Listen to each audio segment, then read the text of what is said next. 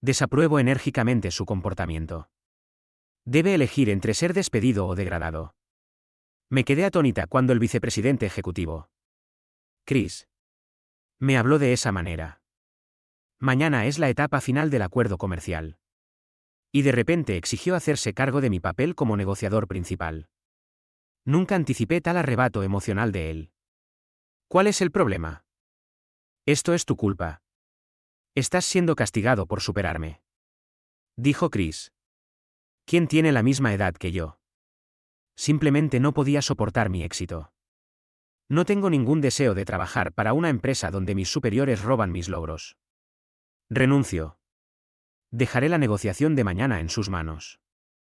Señor vicepresidente ejecutivo. Con eso. Salí rápidamente de la sala de conferencias justo antes de que el presidente de la negociación, John, apareciera desconcertado mientras su hijo Chris declaraba con orgullo que él mismo se encargaría. ¿Qué quieres decir? Se suponía que Mark se encargaría de este asunto. Lo despedí ayer, dijo Chris con orgullo, haciendo que su padre lo mirara con furia. ¿Por qué lo despidiste? ¿No revisaste los materiales de la negociación? Hojeando frenéticamente los documentos, Chris encontró una frase crítica que había pasado por alto. Y su rostro palideció. Mi nombre es Mark. Un empleado de 43 años. De hecho, ya he cambiado de trabajo 3 veces. Pero no fue debido a despidos o al cierre de una empresa. La verdadera razón es un poco complicada. Por lo que a menudo decía que era por progresión profesional. Durante mi cuarta entrevista, la mayoría de los empleadores aceptaron esta explicación sin problemas. Sin embargo, una persona, el vicepresidente David, vio a través de mi declaración. Ese no es el caso. Dijo. No pareces el tipo de persona que cambia de trabajo únicamente por avance profesional. Y si esa fuera la razón, estarías apuntando más alto. Nuestra empresa y la anterior son de tamaño similar. Solo que se ocupan de diferentes productos. ¿Cuál es la verdadera motivación detrás de tus cambios de trabajo? Al darme cuenta de que la honestidad era el mejor enfoque, me encogí de hombros y compartí la verdadera razón con él.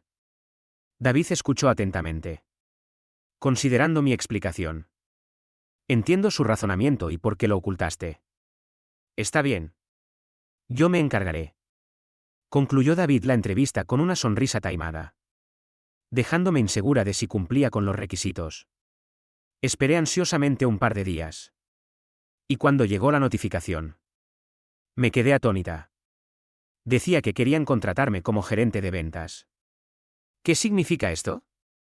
Solicité un puesto de supervisión en el departamento de ventas. Aterrorizada, llamé para aclarar si había algún error. David se rió a carcajadas. El gerente de ventas actual está a punto de jubilarse.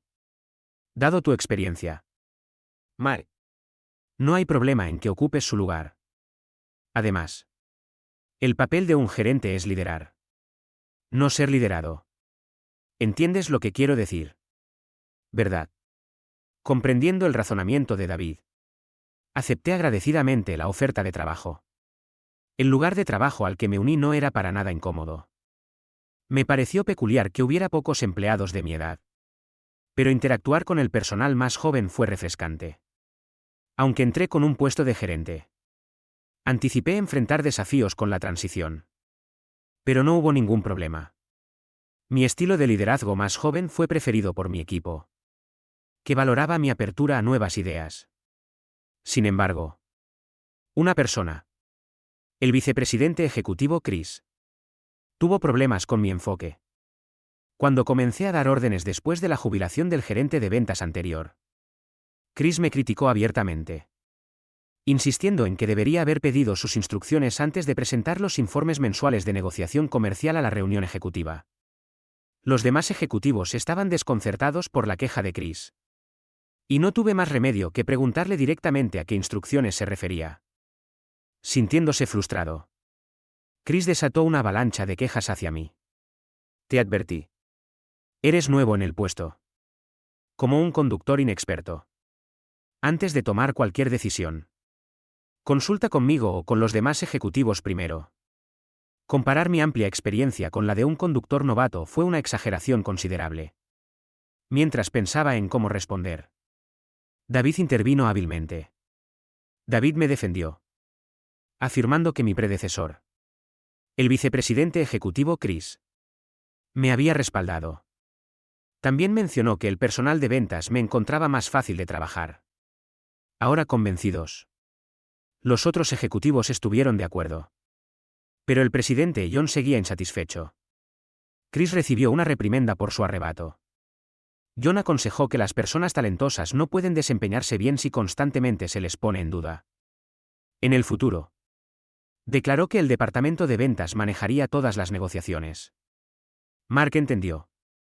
Se puso de pie y parecía listo para asumir la responsabilidad. Sin embargo, parecía que Chris estaba frustrado de que David y John me hubieran respaldado.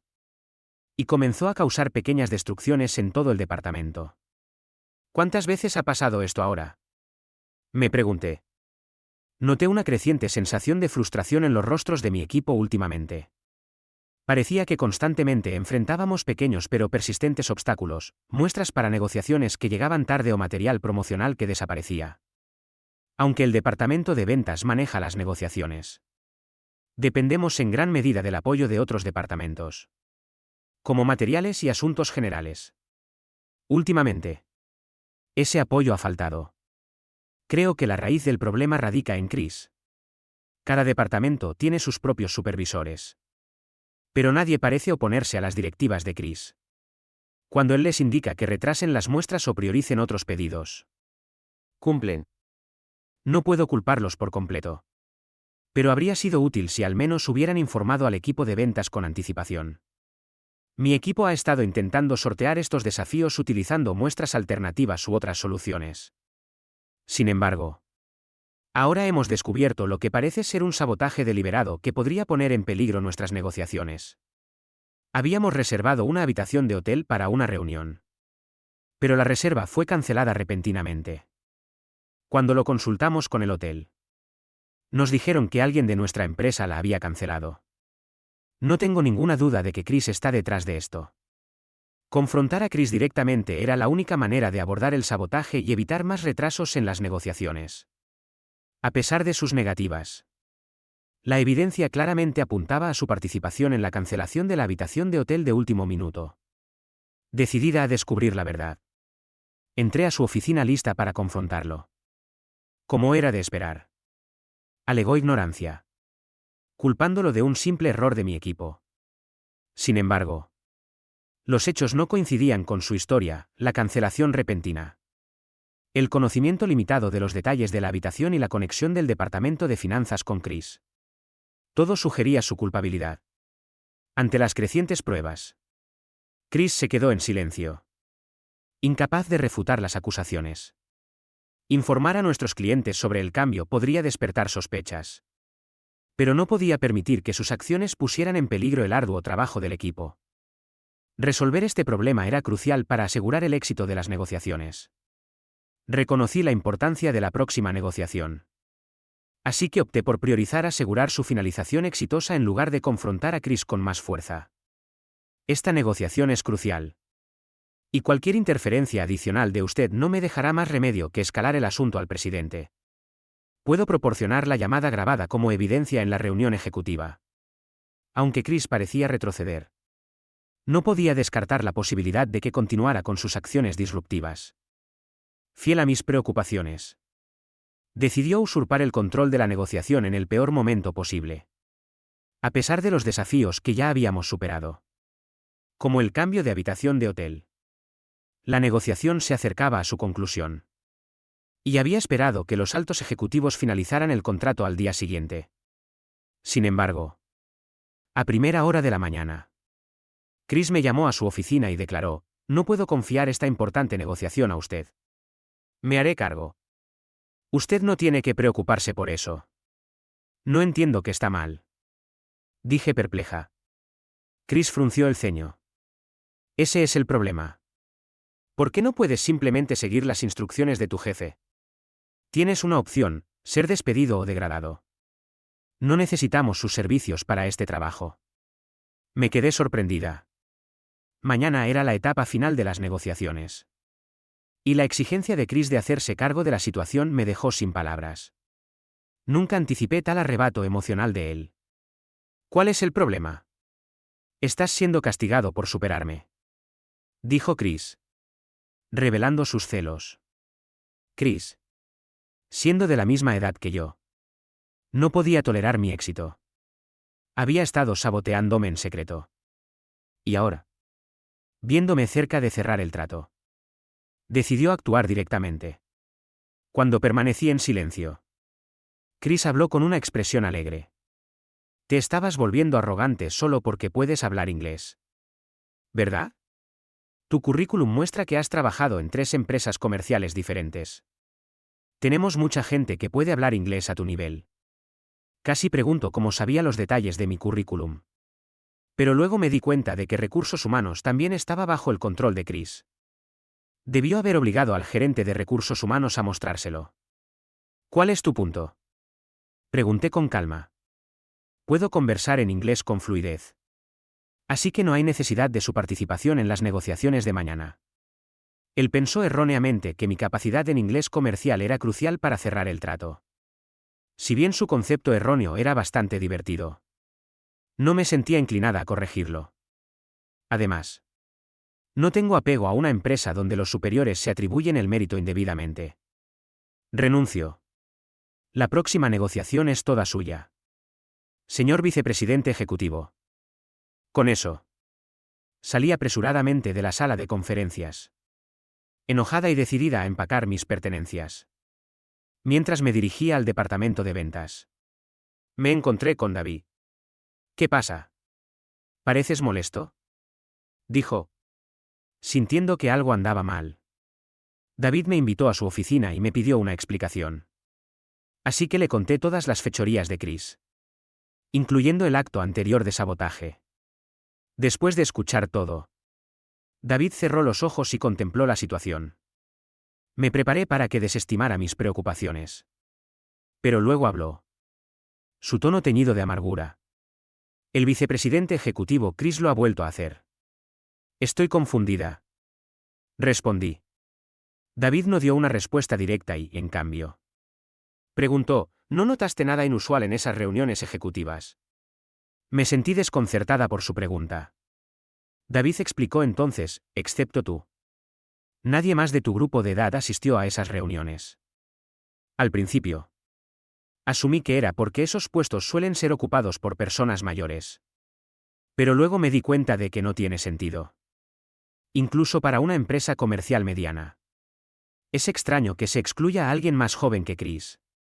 Di voz a mis crecientes sospechas. Debe haber mucha gente joven capaz. El vicepresidente ejecutivo Chris, ha estado sucediendo esto durante un tiempo. David frunció el ceño y asintió lentamente. Chris se unió a la empresa hace unos 5 años cuando su empleador anterior quebró. La exesposa del presidente le pidió que se uniera. Así que lo trajo a regañadientes. Ahora que el presidente se ha vuelto a casar, Chris sabe que esto alimenta su rivalidad con los hombres más jóvenes. Es por eso que Chris y John tienen diferentes apellidos. A pesar de que son familia. A pesar de estos antecedentes.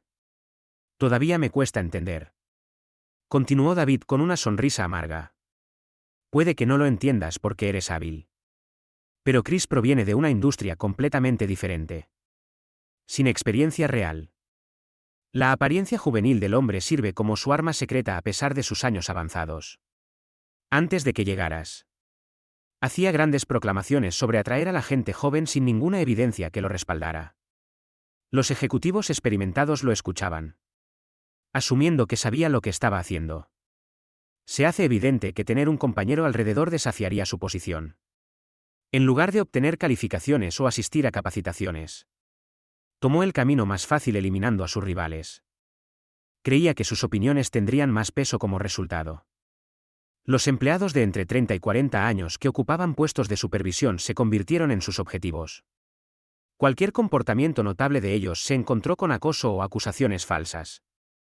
Quienes tenían un sano sentido de la autopreservación no tuvieron más remedio que renunciar. Esto ha llevado a una fuerza laboral dominada por el presidente de la empresa, que era mayor, o por personal joven y recién llegado que recién comenzaba sus carreras. Ahora entendí la situación claramente.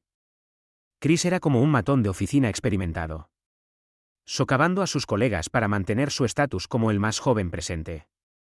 Estas tácticas deshonestas solo se hicieron evidentes cuando las víctimas estaban a punto de irse.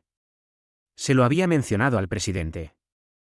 Pero él no podía creer que su propio hijo fuera tan mezquino y celoso. El presidente desestimó la idea como increíble. El sitio web de la empresa se jactaba de que John había construido el negocio desde cero, convirtiéndolo en un feroz competidor en la industria. John no podía comprender la mentalidad de Chris, que priorizaba ser el más joven sobre la competencia real. Sin embargo, yo sabía muy bien lo que pasaría si la situación se dejaba sin control. Mi empleador anterior fracasó porque ignoraron celos similares. Decidí que era hora de confrontar a David directamente. Señor vicepresidente ejecutivo David, ¿cuáles son sus objetivos para esta empresa?, pregunté. David parecía desconcertado. Mis objetivos, bueno. Espero que podamos seguir aumentando nuestros ingresos y beneficios. El sucesor del presidente también es muy capaz, aunque todavía es estudiante. Los ojos de David parecían suplicarme que pasara por alto el acoso de Chris por el momento. Dado el largo tiempo de David en la empresa, probablemente no quería causar problemas en un ambiente cómodo. Dejar atrás el statu quo fue una decisión audaz. Durante nuestra conversación, le revelé a David algo que no había mencionado ni siquiera en mi entrevista. ¿Sabe por qué cambié de trabajo 3 veces?, pregunté. David asintió. Reconociendo, mencionaste haber sido forzado a salir debido a celos. Si bien fue desafortunado, hemos ganado a un individuo talentoso debido a ello. Respirando profundamente, continué, la realidad es que esas 3 empresas ya no existen.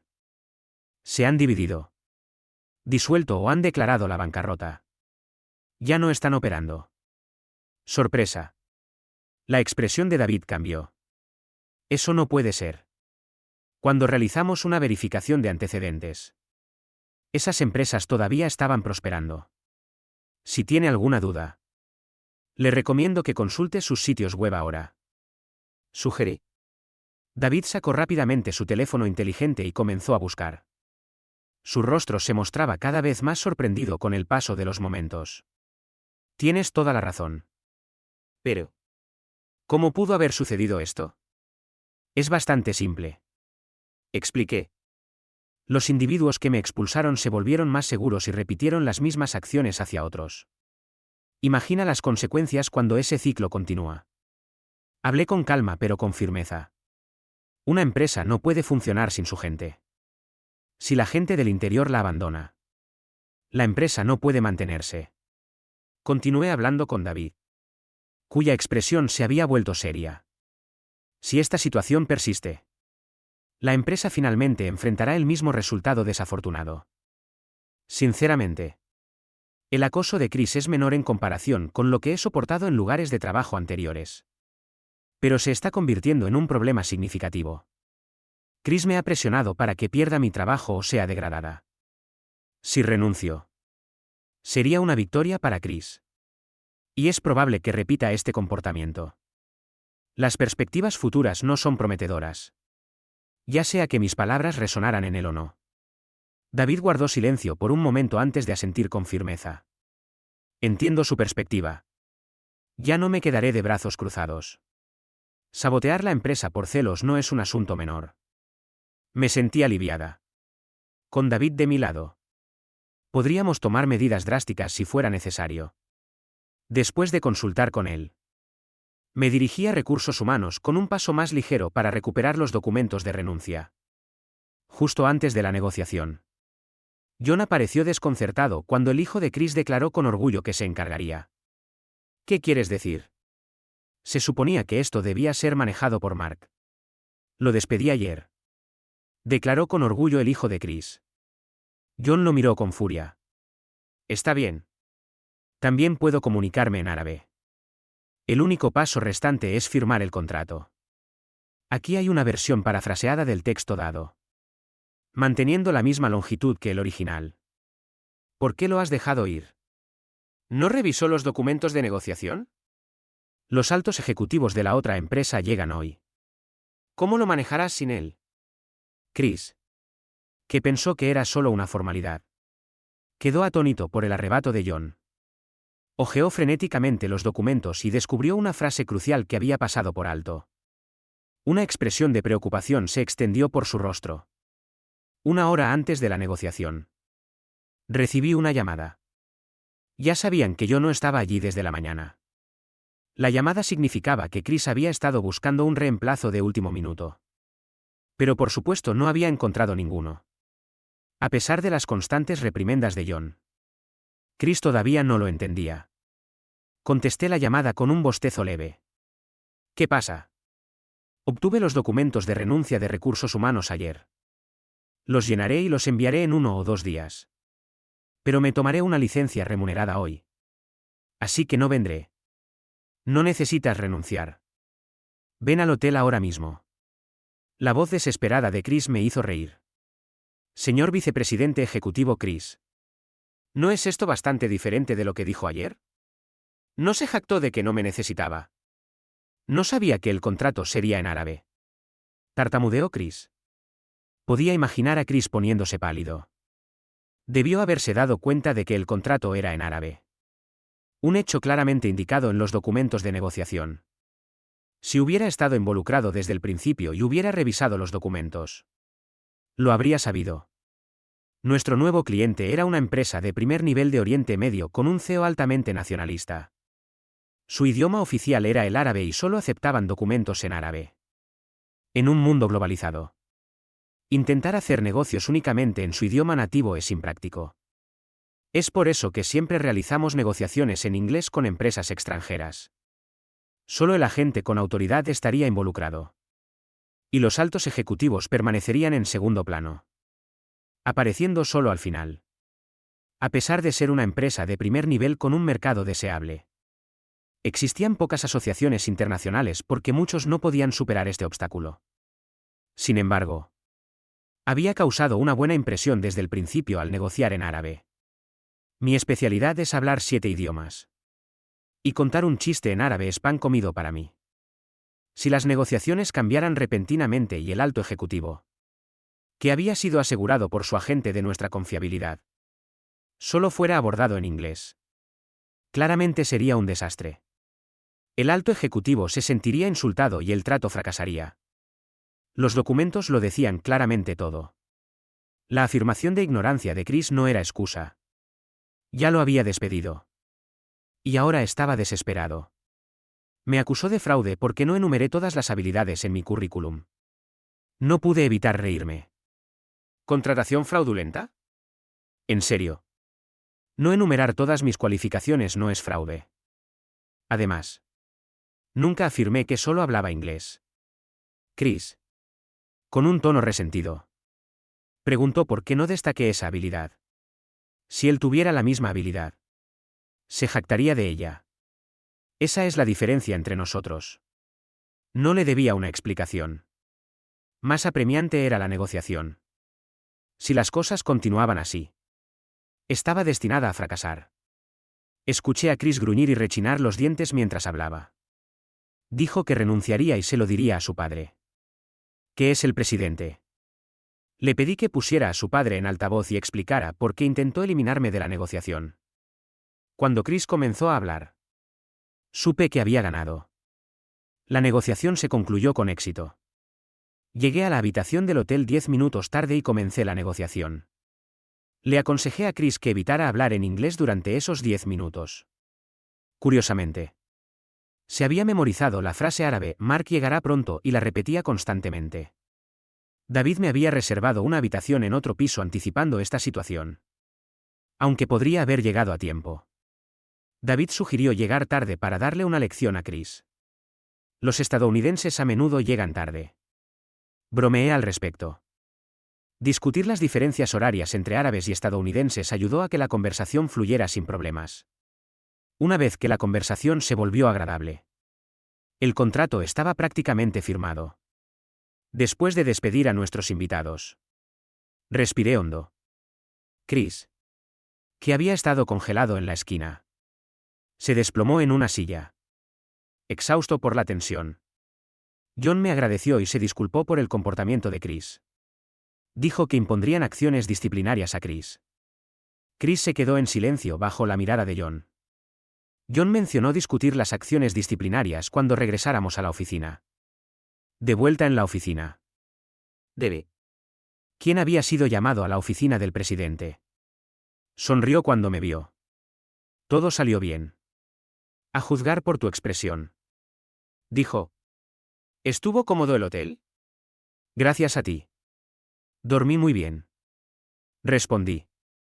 Al ver la mirada desconcertada de John.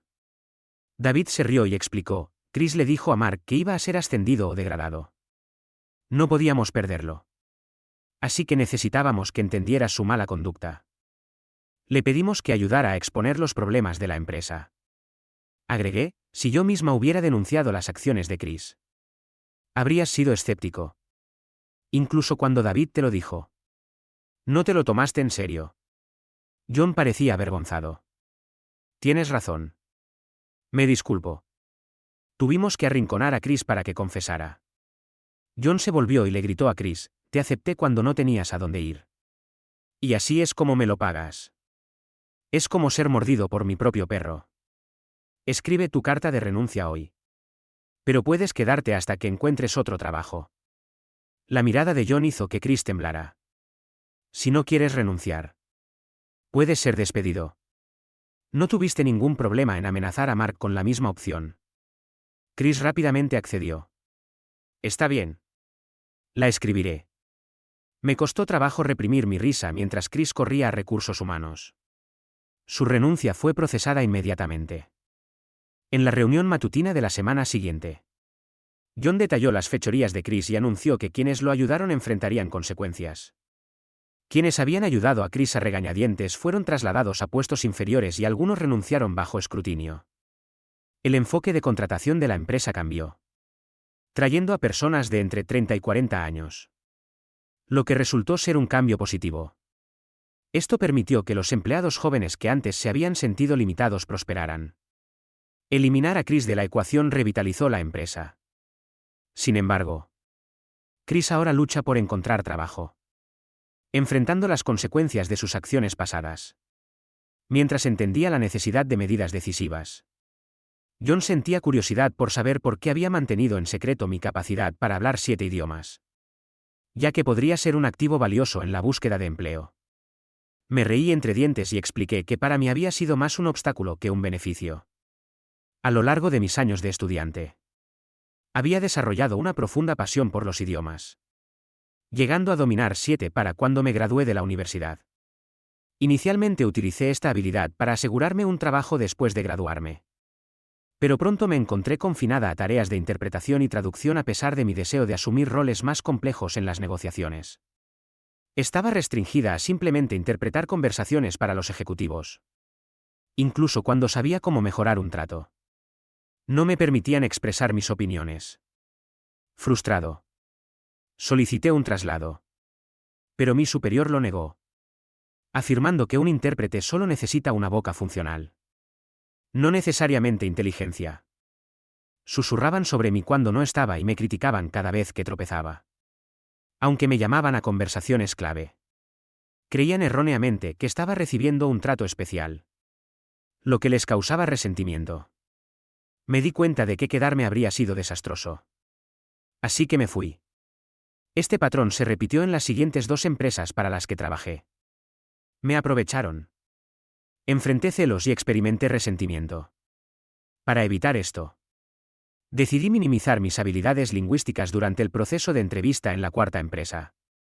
David lo vio de inmediato.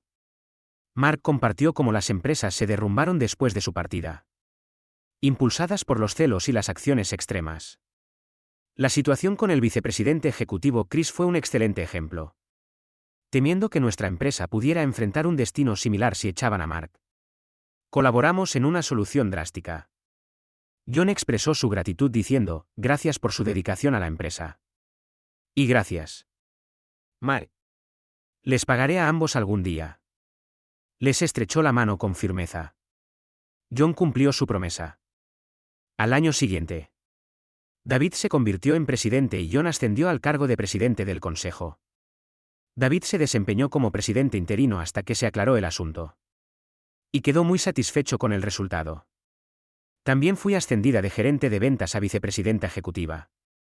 Sin embargo, como todavía dirijo el departamento de ventas, el ritmo de trabajo agitado permanece sin cambios.